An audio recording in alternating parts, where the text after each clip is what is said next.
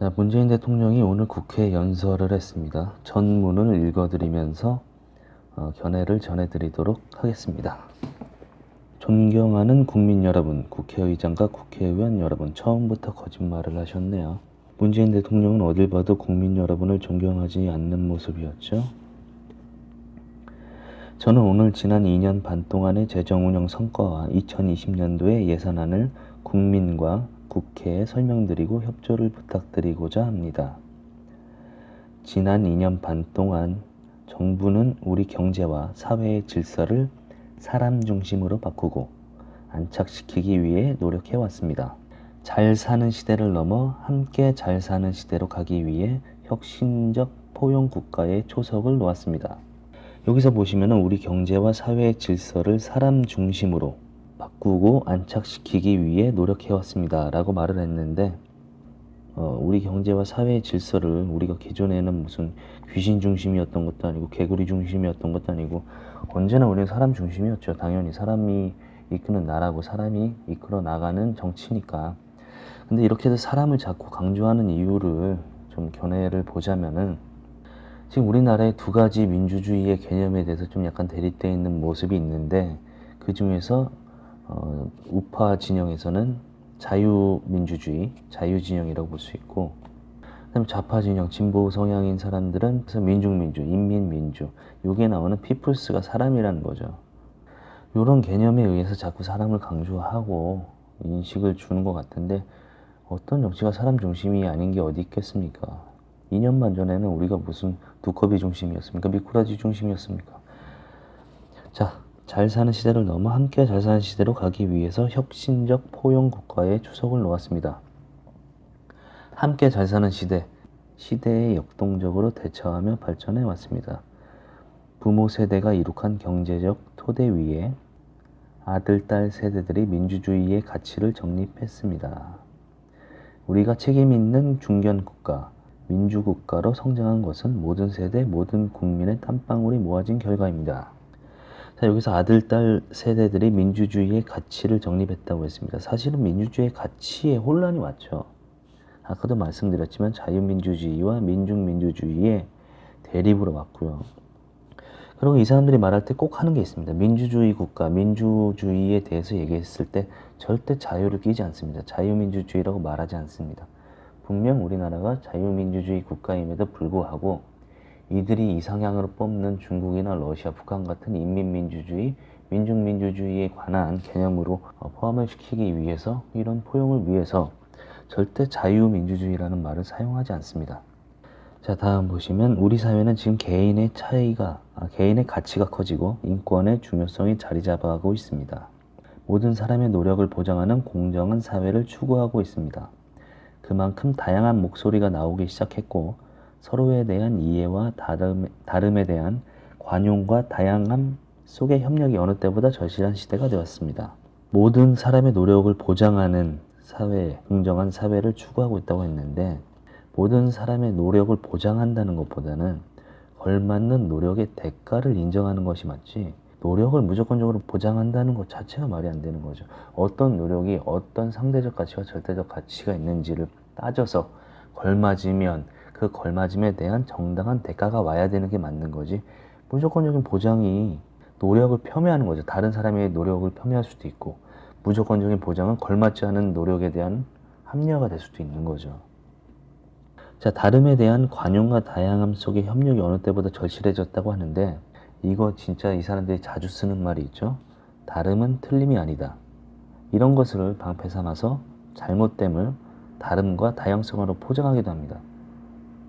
그러니까 가치를 좀 혼란시키는 거죠. 기준을. 다르다는 것은 틀림이 아니다. 틀리다는 것은 다름과 유사한 선상에 있기 때문에 가치를 혼란시키는 거죠.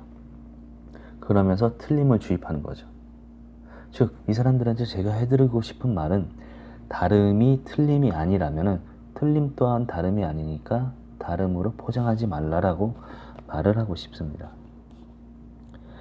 자, 다음으로 가자면은 지금은 우리가 가야 할 목표에 대해 다시 한번 마음을 모을 때입니다. 수십 년 동안 못해왔던 우리 소재 부품 장비 산업의 국산화와 수입 다변화에서 불과 100일 만에 의미 있는 성과가 나타나고 있습니다. 대기업이 중소기업에 먼저 손을 내밀어 함께 맞잡고 국민들의 응원으로 잠재되어 있던 우리 과학기술이 기지개를 켰습니다. 새로운 시도는 낯설고 두려울 수 있지만 우리의 의지가 모아지면 무엇이든 해낼 수 있다는 것을 우리는 확인했습니다. 여기서 말하는 우리 소재 부품 장비 산업의 국산화와 수입 다변화, 여기서 국산화, 이거를 예상컨대 아마 한일 무역 전쟁이라고 보는 그 시점에서 말했던 불산을 얘기하는 것 같은데, 불화소소죠. 뭐 이게 아닐 수도 있지만 만약에 이거를 얘기하는 거라면, 이런 케이스들을 얘기하는 거라면, 기존에 못했던 부분에 대한 게 이런 게 포함이 돼 있다면, 이건 제가 말씀드릴 수 있는 게 전 정권에서 규제에 대해서 규제를 줄이면은 할 수 있는 게 많아진다면서 규제를 줄이자는 부분에 대해 해당이 됐던 부분을 반대했던 세력과 사람들이 있습니다. 그러지 않았으면 벌써 수년전 개발을 했죠. 자, 이제 우리 정부 남은 2년 반을 준비해야 할 시험입니다. 2년 반이 남았을지는 좀 잘 모르겠네요.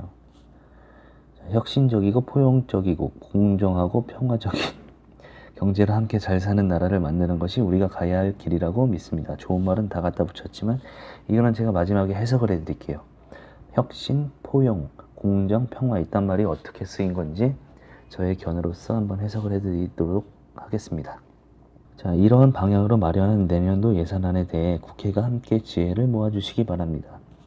존경하는 국민 여러분, 의원 여러분, 재정의 과감한 역할이 어느 때보다 요구됩니다. 돈 내라 이거죠. 돈 내라가 아니라 돈 내는 거 통과시켜라 이거죠. 저성장과 양극화, 일자리, 저출산, 고령화 등의 우리 사회의 구조적 문제 해결에 재정이 앞장서야 됩니다. 이 부분은 재정 이전에 잘못된 그런 분배 정책만 멈추면은 일단은 뭐 어느 정도 해결이 될 수도 있는 부분이라고 보고요.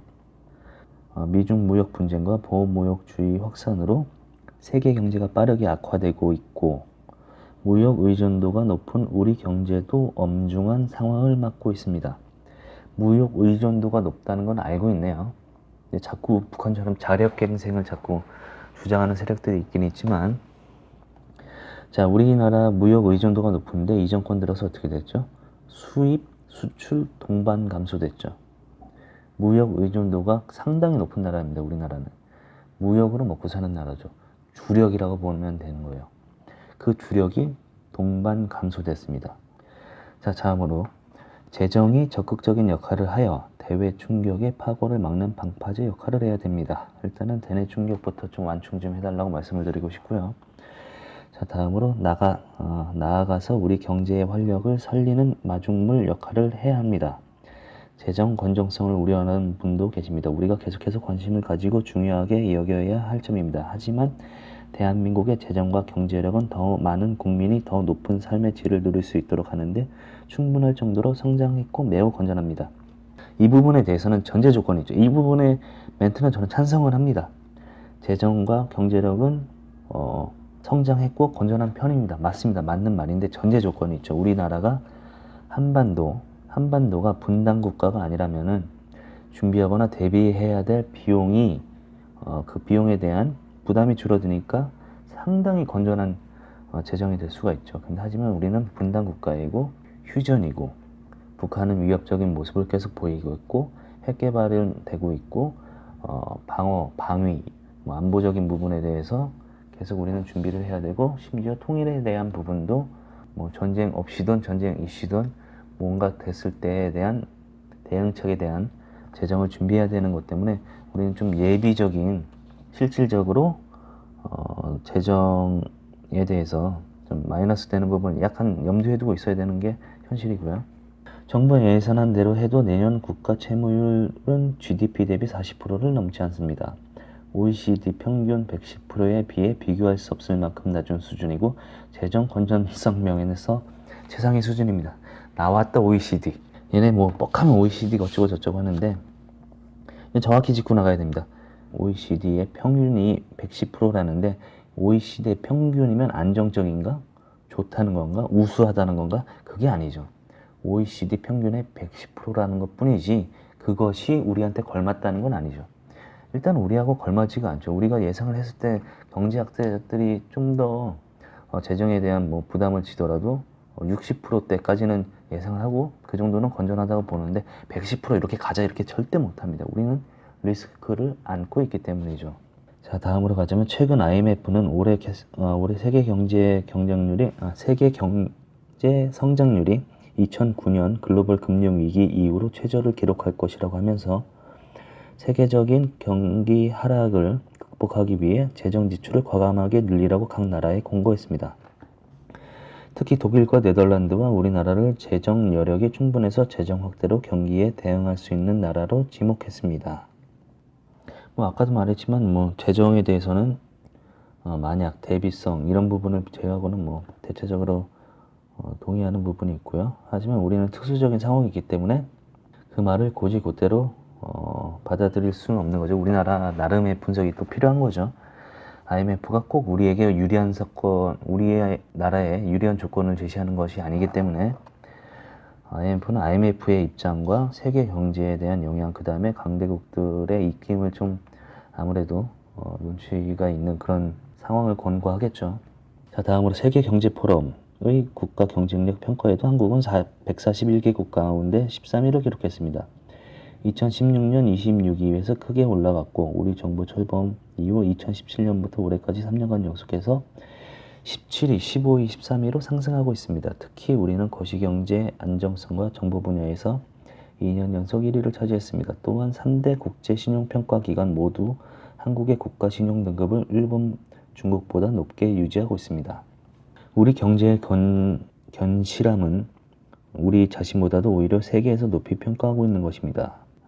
우리 자신이 낮게 평가를 하고 있는 게 아니라 실질적인 리스크를 얘기하는 거죠. 우리나라가 물가가 갑자기 떨어지고 있거나 그 다음에 성장률이 낮아지고 있거나 물론 국제적으로도 좀 리스크가 있다고는 하지만 우리나라 대내적인 정책 방향을 수립함으로써부터 정책이 적용이 되면서부터 내려앉은 성장률이 있죠. 그런 부분에 대해서는 좀 인식을 조금 하고 있어야 될 것 같고요. 국제적으로 인지가 더 어떤 순위라든가 인지적인 게 좋아졌다면 좋은 거죠. 나쁜 것이 아니고 안정성과 정보통신 분야에서 2년 연속 세계 1위 차지했다 이런 거 좋은 거죠. 잘 유지하고 있는 겁니다. 이런 부분에 대해서는. 자, 우리 정부는 최근 2년간 세수 호조로 국채 발행 규모를 당초 계획보다 28조 원 축소하여 재정 여력을 비축했습니다. 내년에 적자 국채 발행 한도를 26조 원 늘리는 것도 이미 비축한 재정 여력의 범위 안에서라는 말씀을 드립니다. 자, 지난 2년 반 동안 재정의 많은 역할로 혁신적 포용 국가의 초석을 놓았으면 또 나오죠. 똑같은 말.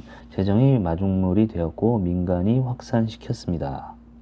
자, 그러나 이제 겨우 정책의 성과가 나타나기 시작했을 뿐입니다. 우리의 경제가 대외 파고를 넘어 활력을 되찾고 국민들께서도 삶이 나아졌다고 체감할 때까지 재정의 역할은 계속되어야 합니다. 세금을 계속 쓰겠다는 얘기죠. 세금을 쓸 수밖에 없다고는 하지만 엉뚱한 데다 쓰지 말아야겠죠. 우리가 지금 제대로 대응하지 않으면 머지않은 미래에 더 큰 비용을 치르게 될 것입니다. 지금도 이미 치르고 있죠. 많은 비용을. 에너지라던가 환경이라던가 대북 정책이라던가 대북 지원, 태양열 이런 거 많이 지불하고 있죠. 자영업자들은 망해 나가고 있고요. 존경하는 국민 여러분, 의원 여러분, 재정은 국가가 정책을 실현하는 수단입니다. 특히 예산안과 세법 개안 안에는 우리 사회가 가야 할 방향과 목표가 담겨 있습니다. 내년도 예산안과 세법 개정안에는 더 활력 있는 경제를 위해 혁신, 더 따뜻한 사회를 위한 포용, 더 정의로운 넘어가겠습니다. 이를 위해 정부는 총 지출을 올해보다 9.3% 늘어난 513조 5천억 원 규모로 총 수입은 1.2% 늘어난 482조 원으로 편성했습니다. 첫째, 우리의 경제의 혁신의 힘을 키우는 재정입니다. 4차 혁명 시대, 혁신의 힘은 땅속에 매장된 유전보다 가치가 큽니다. 상대적으로 절대적으로 가치가 크다고 볼 수는 없겠지만 저는 이 말은 동의합니다. 그 말은 가치가 있죠. 혁신의 역량이 곧 국가 경쟁력의 핵심입니다. 창의를 북돋고 도전을 응원하며 실패를 두려워하지 않는 열정에 의해 미래의 성장 동력이 만들어집니다. 전 세계가 혁신의 힘을 키우기 위해 총성 없는 전쟁을 치르고 있는 것도 이 때문입니다. 지난 2년 반 동안 정부는 혁신을 응원으로 하는 창업국가를 국정과제로 삼고 신성장 산업전략, 제2벤처붐 확산전략, 수소경제 로드맵, 혁신금융 비전 등을 추진하며 혁신금융 비전 이거 혹시 무슨 뭐 북한하고 연계한다는 무슨 평화 뭐 그런 펀드 얘기하는 건가요? 무튼 이런 혁신 인력을 키우기 위해 투자했습니다.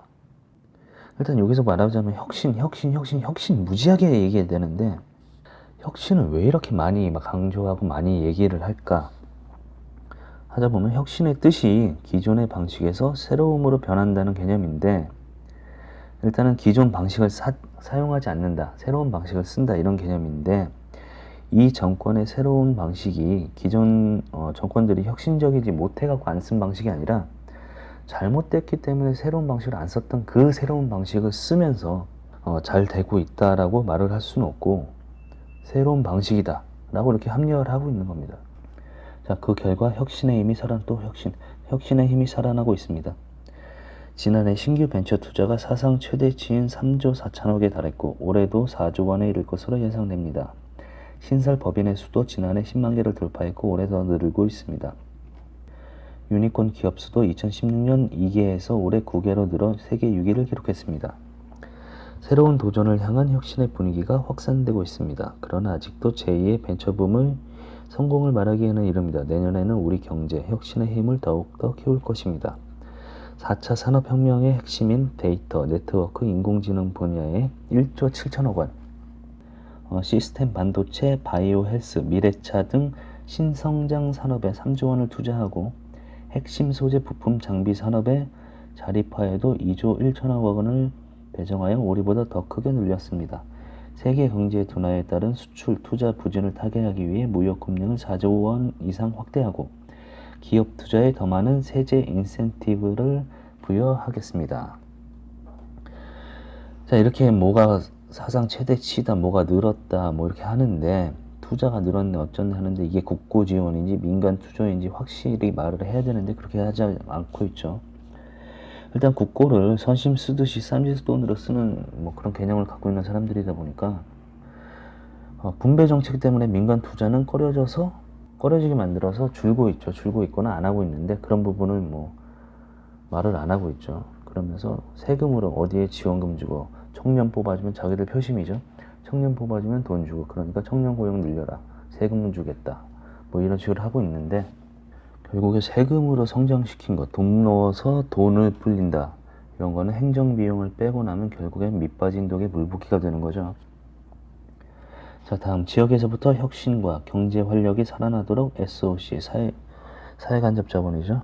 국가균형 발전 프로젝트, 국제자유특구 등 지역경제 활력 3대 프로젝트도 본격 추진할 겁니다.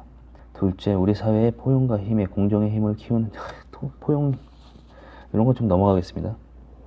자, 먼저 소득 여건이 개선되고 올해 2분기 가계소득과 근로소득 모두 최근 5년 사이에 가장 높은 증가율을 보였습니다. 특히 또 고령화의 영향으로 계속 떨어져 걱정이던 1분위 계층의 소득이 증가로 전환되었습니다. 근로장려금 확대 등의 정책 효과로 1분위와 2분위 계층의 소득이 더욱 개선되기를 바랍니다. 이게 1분위 계층이라는 게 소득 1분인가 왜 연령 1분인가요?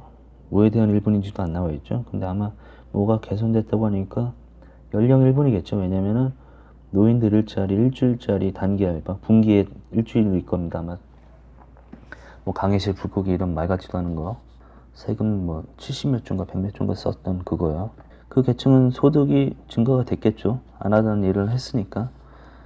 물론 뭐 노인분들의 일자리가 늘어났다는 부분은 긍정적인 건 맞습니다. 근데 가짜 일자리라는 거죠. 단기적이고 일시적이고 효과도 없고 경제 효과도 없고 그냥 숫자만 잠깐 올리는.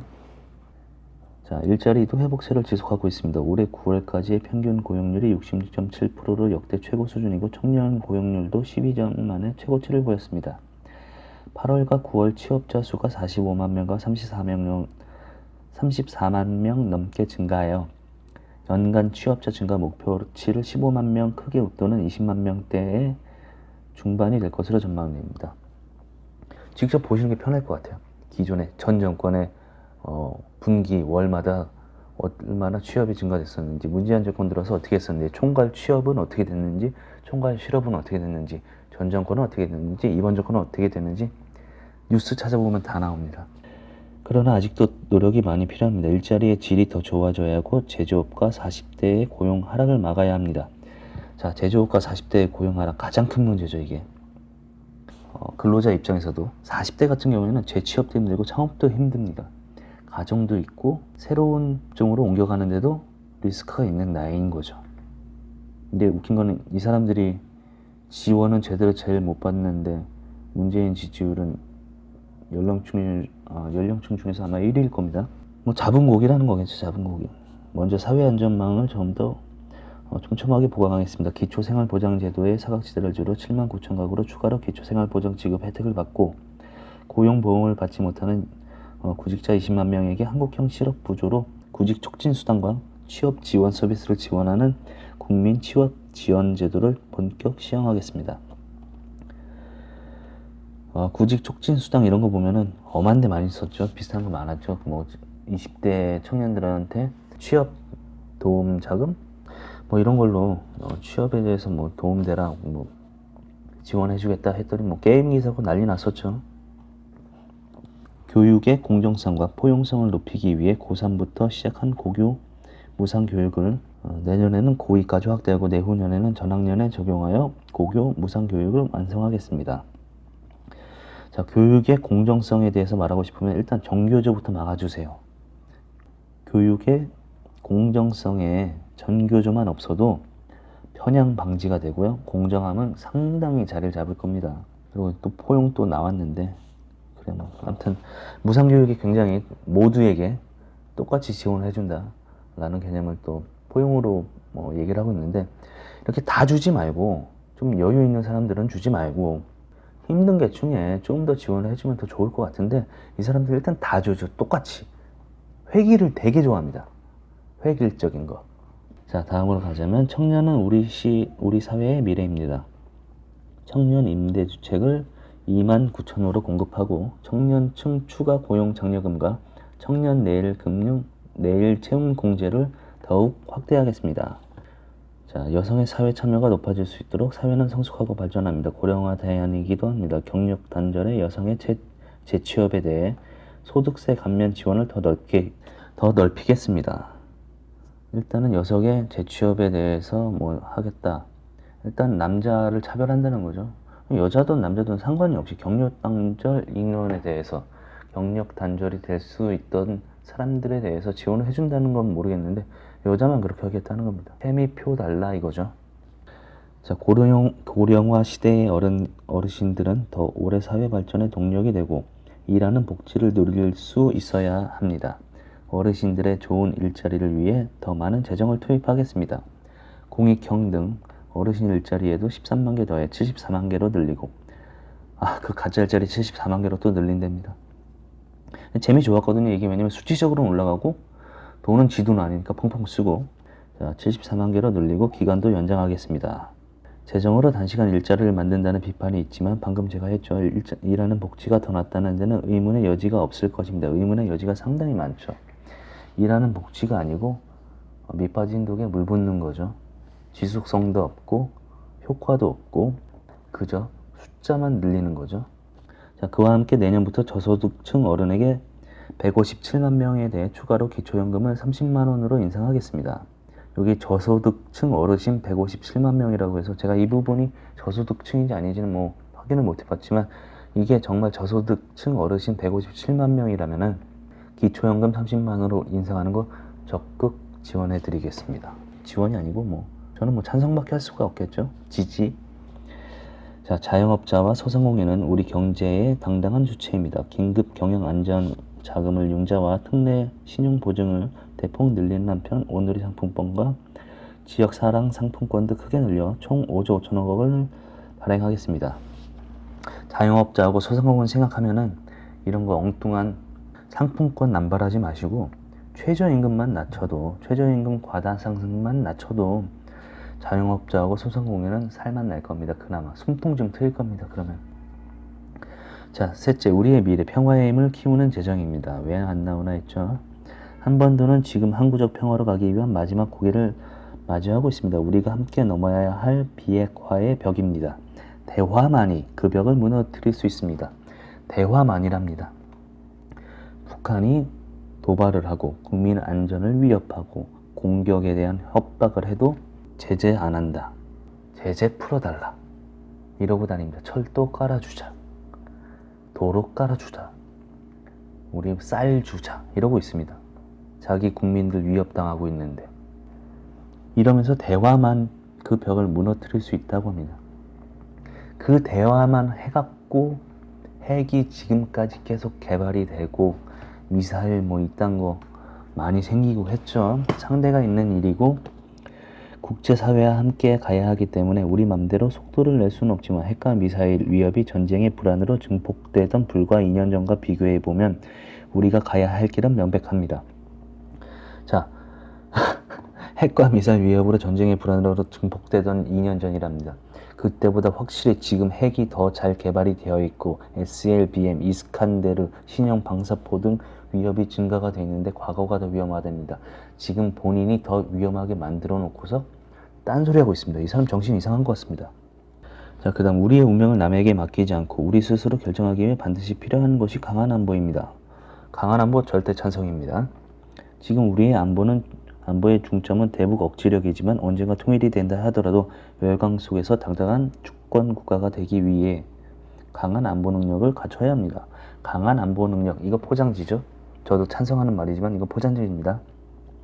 자, 열강 속에서도 당당한 주권 국가. 지금은 주권 국가가 아닙니까? 우리가 주권이 없습니까? 지금도 당당한 주권 국가입니다. 우리가 당당한 주권 국가인데 자꾸만 주변국이라든가 동맹국에 대해서 적대적으로 이상한 행동만 안 하면 우리 주권 국가로서에 대한 세계적 인정은 절대 위협적이거나 어려워질 일이 없습니다. 자, 국방비를 내년 50조 원 이상으로 측정하겠습니다.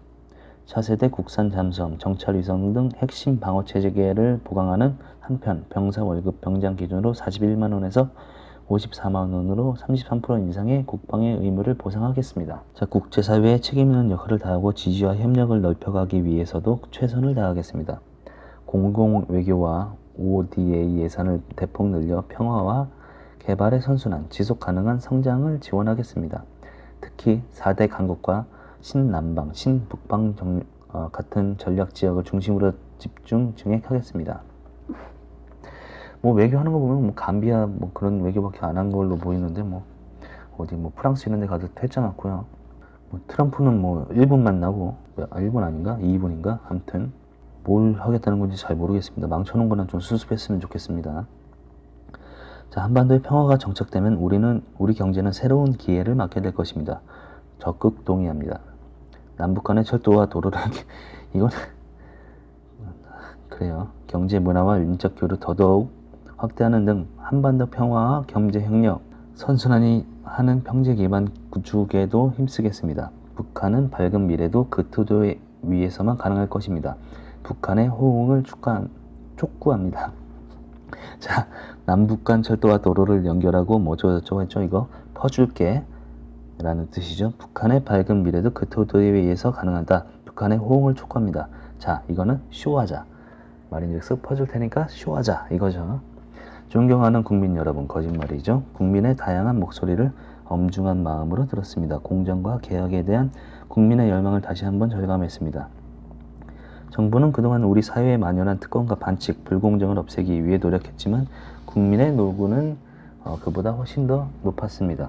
국민의 요구는 제도에서 내재된 합법적인 불공정과 특권까지 근본적으로 바꿔내자는 것이었습니다. 이거 조국이가 합법적인 불공정 이거 아니라고 얘기하는 거 아니겠죠? 그래요. 일단 사회 지도층일수록 더 높은 공정성을 발휘하라는 것이었습니다. 슬슬 공수처 얘기 나올 때 됐죠. 공정이 혁신, 포용, 평화 어쩌고저쩌고가 또 몇 줄 들어가 있고 그 다음으로 넘어갈게요. 국민들께서 가장 가슴 아파하는 것이 교육에서의 불공정입니다. 최근 시작한 학생부 종합전형에서 전면 실태 조사를 엄정하게 추진하고 고교 서열화 해소를 위한 방안도 강구할 것입니다. 고교 서열화 아니죠. 고교 능력 차등 혹은 성적에 대한 차등이나 목적에 따른 구별이죠. 이거를 서열화라고 나쁘게 보이게 하면서 특목고 자사고 이런 거 없애고 좌편향적인 혁신고 세우려고 하는 거죠. 정교조 교육감들의 아주 적극적인 활동이 있는 부분이고요. 자, 정시 비중 상향을 포함한 입시 제도 개편안도 마련하겠습니다. 정시 비중 상향 절대적으로 찬성합니다. 엄청 지지를 하고요. 요거를 포함한 입시 제도 개편안. 그러니까 요것도 있지만 다른 것도 있다. 다른 게 뭐지 얘기 안 했죠. 좀 감은 오지만. 자, 채용과 관련해서는 공공기관 채용 실태 조사와 감사원 감사를 진행했고, 공공기관 블라인드 채용과 정규직 전환 등을 통해 공정 채용과 채용 비리 근절을 추진하고 있습니다. 앞으로도 채용 비리가 완전히 사라질 때까지 강도 높은 조사와 함께 엄정한 조치를 취하고 피해자를 구제하면서 지속적으로 제도 개선을 추진하겠습니다. 제일 먼저 채용 비리에 대해서 조사를 했으면 하는 사람이 문준용이고요. 그 다음에 조민희, 이런 애들 좀 빨리 채용 비리 조사하시길 바랍니다. 자, 탈세, 병역, 직장 내 차별 등 국민의 삶 속에서 존재하는 모든 불공정을 과감하게 개선하여 국민의 기대에 부응하겠습니다. 그러신 분이 조국을 왜 임명하셨는지 모르겠습니다. 자, 존경하는 국민 여러분, 의원 여러분, 거짓말이죠. 최근 다양한 의견 속에서도 국민의 뜻이 하나로 수렴하는 부분은 검찰 개혁이 시급하다는 점입니다. 어떠한 권력기관도 국민 위에 존재할 수는 없습니다. 엄정하면서도 국민의 인권을 존중하는 절제된 검찰권 행사를 위해 잘못된 수사 관행을 바로잡아야 합니다.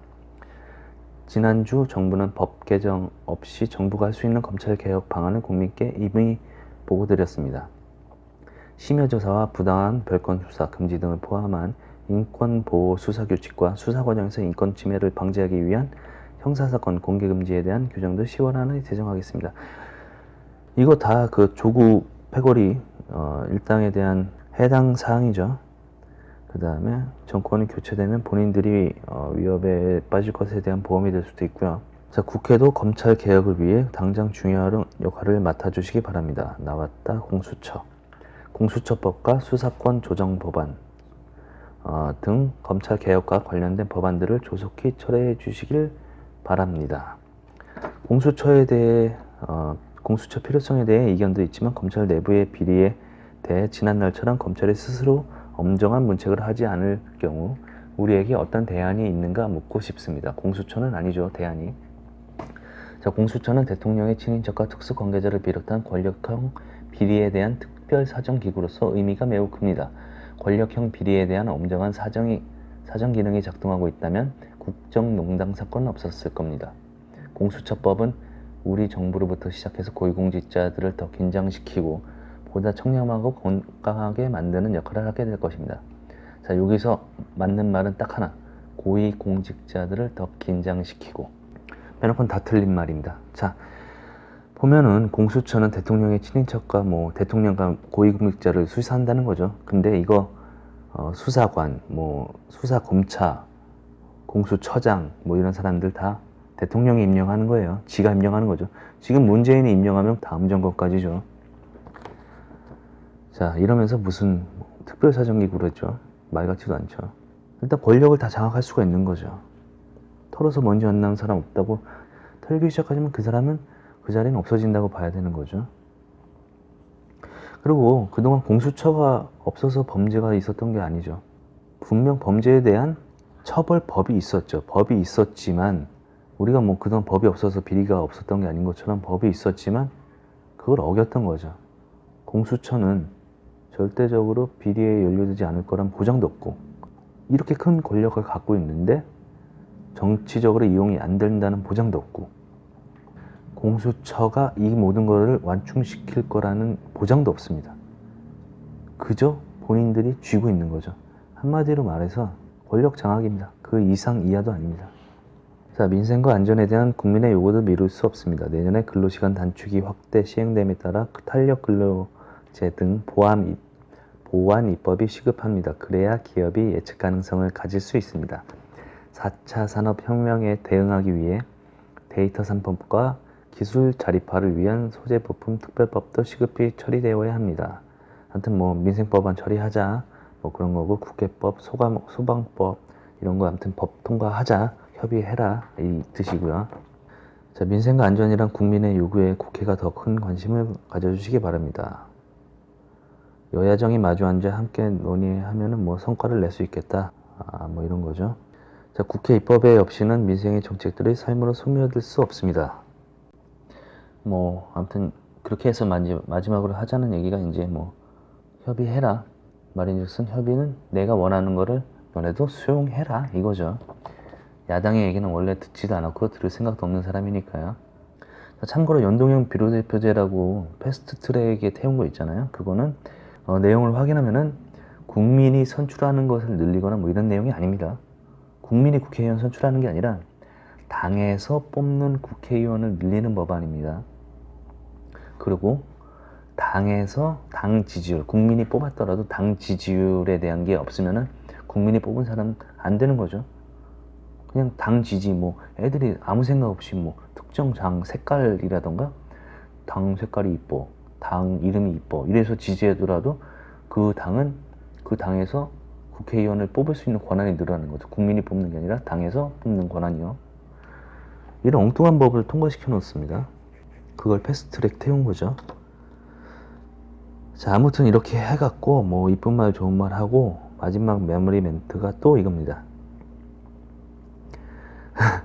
혁신의 힘, 포용의 힘, 공정의 힘, 평화의 힘을 키우고 함께 잘 사는 나라, 아무도 흔들 수 없는 강한 경제가 민의의 전당 국회에서부터 실현되기를 희망합니다. 감사합니다. 자, 아까 말씀드렸듯이 마지막으로 포용, 혁신, 공정, 평화 이 부분에 대해서 한번 번역기를 한번 돌려보도록 하죠. 혁신의 힘, 즉 이상한 짓을 포용의 힘, 계속할 테니 감당은 국민이 한다. 공정의 힘, 이러한 명분으로 권력을 장악해서 공수처 이런 거죠. 평화의 힘, 북한에 펴주고 함께 잘 사는 나라, 사회주의 사상이죠. 유토피아에 대한 선동을 계속 가겠다는 거죠. 아무도 흔들 수 없는 강한 경제, 그러니까 경제 얘기 나왔다는 거는 예산안 통과해라 이거죠. 자, 이렇게 얘기를 하고 듣고 한번 보면서 저는 뭐 그랬잖아요. 기존의 박근혜 대통령에 대해서는 유체 이탈 확법이다 뭐 이런 소리 많이 했는데 처음엔 문재인 대통령도 유체 이탈 합법인 줄 알았어요. 오늘 제가 이런 거 보면서 느끼고 그동안 느꼈던 게 쌓여왔던 거를 같이 한번 종합해보자면은 이 사람은 환각망상화법입니다. 유체 이탈이 아니라 환각망상. 이 사람은 환각 속에 있거나 망상 속에 있거나 아니면 뭐가 문제가 있는 사람 같아요. 그런 느낌이에요, 저한테는. 그러니까 뭐 하는 것 같으냐면 세상에 존재하는 모든 계란을 오직 바위치기에만 쓰려는, 전부 다 바위치기에만 쓰려는 그런 약간 또라이 같은 느낌? 그런 느낌이 상당히 많이 들었어요. 이 사람 제정신 아닌 것 같아요.